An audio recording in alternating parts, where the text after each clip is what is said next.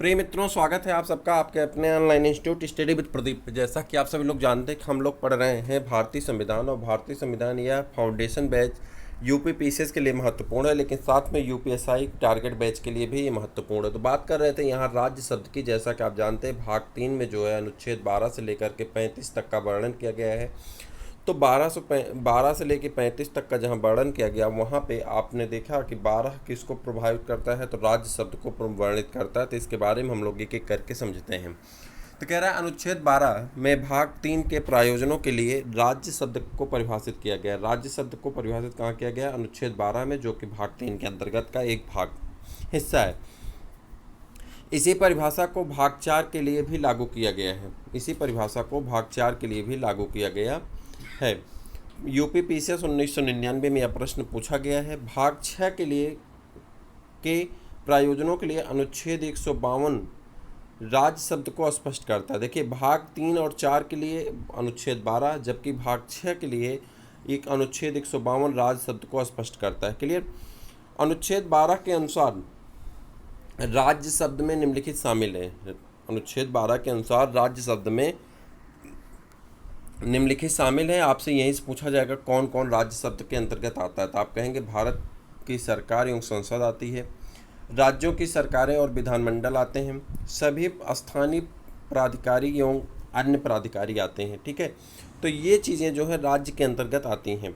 अनुच्छेद 12 के संदर्भ में प्राधिकारी से तात्पर्य किसी ऐसे व्यक्ति या निकाय से जिसे विधि, उपविधि, आदेश या अधिसूचना आदि बनाने या जारी करने की और परिवर्तित करने की शक्ति है। स्थानीय प्राधिकारी के अंतर्गत नगर पालिकाएँ, डिस्ट्रिक्ट बोर्ड, ग्राम पंचायतें, माइनिंग सेटलमेंट बोर्ड आदि संस्थाएं आती हैं।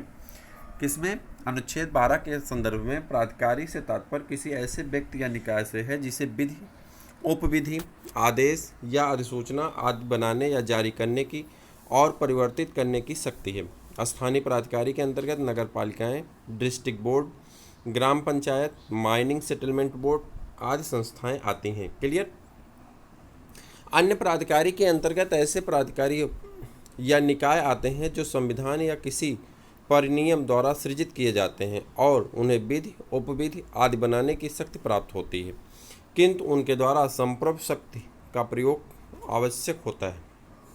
आवश्यक नहीं है, संप्रभु शक्ति का प्रयोग आवश्यक नहीं है। विभिन्न न्यायिक निर्णयों के अनुसार स्थानीय एवं अन्य प्राधिकारियों के अंतर्गत निम्नलिखित राज्य आते हैं। कह रहा है स्थानीय और अन्य प्राधिकारियों के अंतर्गत निम्नलिखित राज्य हैं यथा जो कि नीचे दिए गए। जैसे कि राज्य में किसको आप रख सकते हैं, जैसे कि जीवन बीमा निगम, ये राज्य के अंतर्गत आता है। तेल एवं प्राकृतिक गैस आयोग, ये भी राज्य के अंदर। कारखाना, औद्योगिक वित्त राज्य के अंदर। विश्वविद्यालय राज्य के अंदर यूपी से पूछा गया। और विधि व्यक्ति जैसे कि कानून निगम, सरकारी कंपनी या रजिस्टर्ड सोसाइटी आदि आते हैं।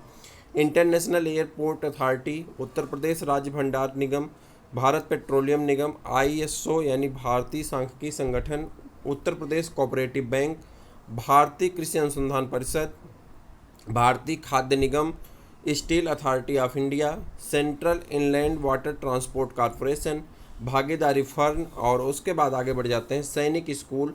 तो ये जो देख रहे हैं ये सब राज्य हैं। तो इसमें ऐसे दे दिया जाता है, 4 ऑप्शन दे देते हैं और 4 ऑप्शन के बाद कह देते हैं निम्नलिखित में से कौन सा राज्य के अंतर्गत नहीं आता है, या राज्य अनुच्छेद 12 के अंतर्गत किसका वर्णन नहीं किया गया है। तो वहाँ पे आपको चूज करना होता है। तो यहाँ पे सबसे ज़्यादा जैसे एलआईसी पूछा गया है, ठीक है, यहाँ तेल और प्राकृतिक गैस आयोग, विश्वविद्यालय, विधिक व्यक्ति, यही सब पूछे गए हैं जो हाईलाइट दिखाए जा रहे हैं यहाँ पे। जैसे भारत पेट्रोलियम निगम, कारपोरेशन, तो ये अगर आपको ऑप्शन में रहते हैं तो आप इसको क्या करेंगे, टिक कर देंगे। जैसे भारतीय खाद्य निगम, देखिए ये भी पूछा गया 2002 में, ठीक है। भागीदारी फंड, ये भी पूछे गए। तो इन्हें आपको थोड़ा सा लर्न करना पड़ता है कौन कौन से हैं, तो इसके बारे में थोड़ा सा आपको जानना पड़ता है। ज़्यादा यहाँ पे दिए गए हैं, जैसे कि यहाँ पे बालक सहायता संघ है, वो भी आता है। सरकारी सहायता प्राप्त स्कूल भी आते हैं। राष्ट्रपति जब वह अनुच्छेद 359 के अंतर्गत आदेश जारी करता है तब आता है। मुख्य न्यायाधीश भी आते हैं इसके अंतर्गत, ठीक है। जब वह न्यायालय के अन्य अधिकारियों की नियुक्ति करता है तो मुख्य न्यायाधीश भी इसके अंतर्गत आ जाते हैं।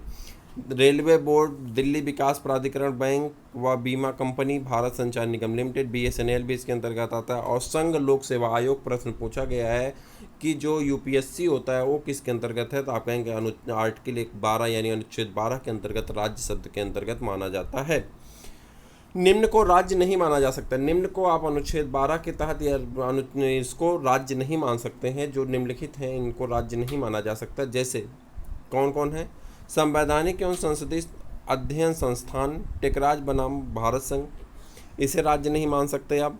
1995 में पूछा गया है, 2007 में प्रश्न रिपीट हुआ। राष्ट्रीय शैक्षणिक एवं अनुसंधान परिषद यानी एनसीईआरटी को आप नहीं मान सकते राज्य। राष्ट्रीय सहकारी उपभोक्ता संघ को राज्य नहीं मान सकते। आईसीआईसीआई बैंक को आप नहीं मान सकते। वल्फ बोर्ड को आप नहीं मान सकते। Council of scientific and industrial research यानी CSIR को नहीं मान सकते। State council of education research and training को नहीं मान सकते। Board of control and cricket in India BCCI को नहीं मान सकते आप। निजी महाविद्यालय को आप नहीं मान सकते राज्य, और न्यायालय को आप राज्य नहीं मान सकते, राज्य का दर्जा नहीं दे सकते हैं। ठीक है, तो ये इस प्रकार से कुछ चीज़ें हैं जिसमें आपको 100% लर्न ही करना है। कोई इसमें ऐसा नहीं है जिसे आप आसानी से ऐसे समझ सकें। मूल अधिकार के असंगत विधियों के बारे में अगर हम लोग बात करते हैं, कौन कौन सी विधियां जो असंगत के तौर पे यूज होती हैं, तो इनको देख लेते हैं। अनुच्छेद 13 मूल अधिकार का सुरक्षा कवच है। अगर आपसे पूछा जाए कि जो हमारे 12 से लेकर के 35 तक मूल अधिकार दिए गए भाग 3 में, उसका सुरक्षा कवच किसे माना जाता है, तो आप उसे क्या कहेंगे, या सेफ्टी की कहते हैं इसे, सुरक्षा कवच किसे माना जाता है, तो आप तुरंत कह देंगे अनुच्छेद 13 को सुरक्षा कवच या सेफ्टी की के रूप में माना जाता है।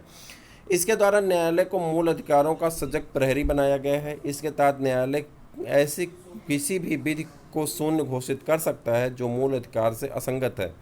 न्यायालय की यह शक्ति न्यायिक पुनर्विलोकन की शक्ति कहलाती है।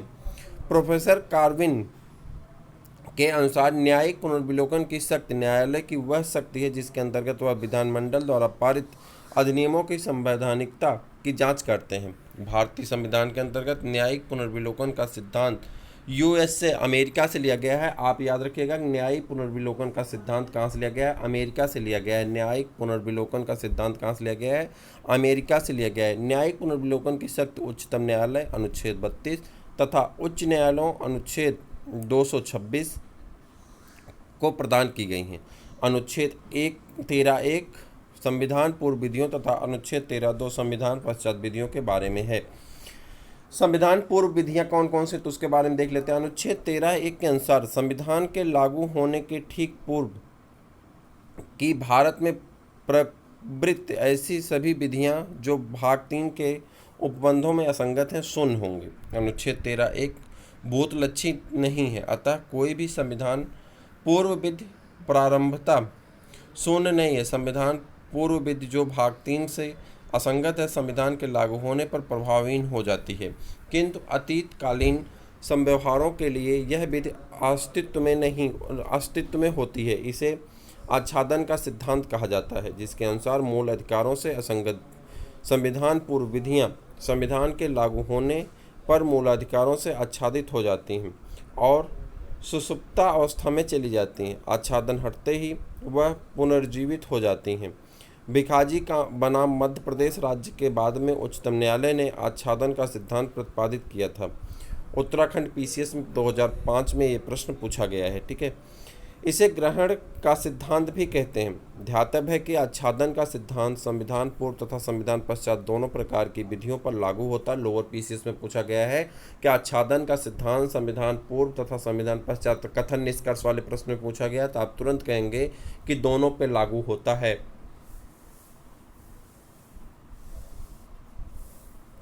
भारत में कोई भी व्यक्ति स्वयं की इच्छा से मूल अधिकारों का त्याग नहीं कर सकता है, जबकि अमेरिका में कोई भी नागरिक स्वेच्छा से अपने मूल अधिकार को त्यागना चाहे तो वह ऐसा कर सकता है। न्यायालय का मानना था कि भारत की अधिकांश जनसंख्या निरक्षर एवं गरीब है, जिसे अपने मूल अधिकारों की पर्याप्त जानकारी और चेतना नहीं है, इसलिए कुछ लोग अपने स्वार्थों के लिए इसका दुरुपयोग कर सकते हैं। इससे एक खतरनाक स्थिति पैदा हो सकती है। संविधानोत्तर विधि पोस्ट कॉन्टिनेंटल लॉ क्या हुआ? अनुच्छेद 13(2) में यह संविधान के लागू होने के पश्चात विधानमंडल द्वारा निर्मित विधियों के बारे में है। इसके अनुसार राज्य ऐसी कोई विधि नहीं बनाएगा जो भाग 3 द्वारा प्रदत्त मूल अधिकारों को छीनती है या उन्हें न्यून करती है। ऐसी कोई विधि जो इस खंड के उल्लंघन में होगी, उल्लंघन की सीमा तक शून्य होगी। ऐसी विधि प्रारंभ से ही शून्य होती है। यहाँ उल्लंघन की सीमा तक शब्दों का विशेष महत्व है। यहाँ उल्लंघन की सीमा तक शब्दों का विशेष महत्व है। यह पृथक्करणीयता के सिद्धांत से संबंधित है। इसके अनुसार यदि किसी अधिनियम का एक भाग मूल अधिकारों का उल्लंघन करता है किंतु शेष भाग नहीं, तथा मूल अधिकारों का उल्लंघन करने वाले भाग को शेष भाग से उस अधिनियम के मूलभूत उद्देश्यों को समाप्त किए बिना पृथक किया जा सकता है, तब उस पूरे अधिनियम को शून्य घोषित न कर केवल मूल अधिकारों से असंगत भाग को ही शून्य घोषित किया जाएगा। अर्थात अधिनियम को वैध तथा अवैध दोनों से पृथक कर सिर्फ अवैध भाग को शून्य किया जाएगा। परंतु यदि वैध भाग अवैध भाग से इस प्रकार अभिन्न रूप से जुड़ा हो कि अवैध भाग के पृथक करने पर अधिनियम का मूल उद्देश्य विफल हो जाएगा, तब न्यायालय द्वारा पूरा अधिनियम अवैध घोषित कर दिया जाएगा। ध्यातव्य है कि मूल अधिकारों के असंगत संविधानेतर विधि प्रारंभ से ही शून्य होती है, किंतु इस आशय की घोषणा न्यायालय द्वारा किया जाना आवश्यक है। संवैधानिक संशोधन क्या विधि है? अनुच्छेद 13(3) का के अनुसार विधि के अंतर्गत भारत के राज्य क्षेत्र में विधि का प्रभाव रखने वाला कोई भी अध्यादेश, आदेश, नियम, विनिमय, उपनियम, अधिसूचना, रूढ़ या प्रथा का समावेशित किया गया है। सर्वप्रथम शंकरी प्रसाद बनाम भारत संघ के मामले में सुप्रीम कोर्ट के समक्ष यह प्रश्न आया कि क्या अनुच्छेद 368 के अंतर्गत किया गया संवैधानिक संशोधन अनुच्छेद 13 के अर्थों में विधि है। न्यायालय ने कहा, अनुच्छेद 13 के संदर्भ में विधि के अंतर्गत विधानमंडल अपनी साधारण विधायी शक्ति अनुच्छेद 245 के प्रयोग में विधि आती है, न कि संवैधानिक संशोधन विधि। सज्जन सिंह बनाम राजस्थान राज्य के मामले में इस मत का अनुसरण किया गया, किंतु गोलकनाथ बनाम पंजाब राज्य के मामले में उक्त निर्णय पलट दिया गया और संवैधानिक संशोधन को अनुच्छेद 13 के अर्थ विधि माना गया है। अतः अब संविधान संशोधन द्वारा भी मूल अधिकार में कमी नहीं की जा सकती। सर्वोच्च न्यायालय ने इस बात को भविष्य लक्ष्य विधि का सिद्धांत प्रतिपादित किया। संसद को यह बात नागवार गुजरी और 24वें संविधान संशोधन 1971 द्वारा संवैधानिक संशोधन विधि अनुच्छेद 13 से बाहर कर दिया गया। ध्यातव्य है कि इसका उल्लेख अनुच्छेद 13(4) में जोड़ा गया है। केशवानंद भारती बनाम केरल राज्य के मामले में उच्चतम न्यायालय ने उक्त संशोधन को वैध घोषित करते हुए धारित किया कि संवैधानिक संशोधन अनुच्छेद 13 के अर्थों में विधि नहीं है। अतः संसद मूल अधिकारों में संशोधन कर सकती है, किंतु इस प्रकार नहीं कि उसका आधारभूत ढांचा प्रभावित हो। इस प्रकार इस बात में संविधान के आधारभूत ढांचे का सिद्धांत प्रतिपादित किया गया। बाकी इसके बारे में हम लोग 17वें चैप्टर में डिटेल में अध्ययन करने वाले हैं। तो यहाँ पे बात हो रही थी, देखिए संविधान जो है, मूल अधिकार जो हमारा है, उस पर संसद विधि बना सकती, सीधा उसका जो निचोड़ है वही है कि उस पर संसद विधि बना सकती, लेकिन जो उसका मूल ढांचा है उस मूल ढांचे को छेड़ा नहीं जा सकता है, यानी जो हमको अधिकार मिले उसे छेड़ा नहीं जा सकता है, वो विधि बना सकती है। हाँ, इसमें एक कानून का इम्प्लीमेंट होगा या इस कानून को अब हम इसमें से निकालना चाहते हैं, एक कर सकती है, लेकिन हमारे अधिकार को छीनने का ताकत संसद को भी नहीं दी गई है। तो इसके बारे में और सब डिटेल अध्ययन हम लोग करते हैं, अध्याय 17 में करेंगे। तो मुझे उम्मीद है कि आज का वीडियो आपको पसंद आया तो अपने दोस्तों को शेयर करिए, लाइक करिए, सब्सक्राइब करिए। फिर मिलते हैं किसी और वीडियो में, तब तक के लिए इजाज़त दीजिए। नमस्कार।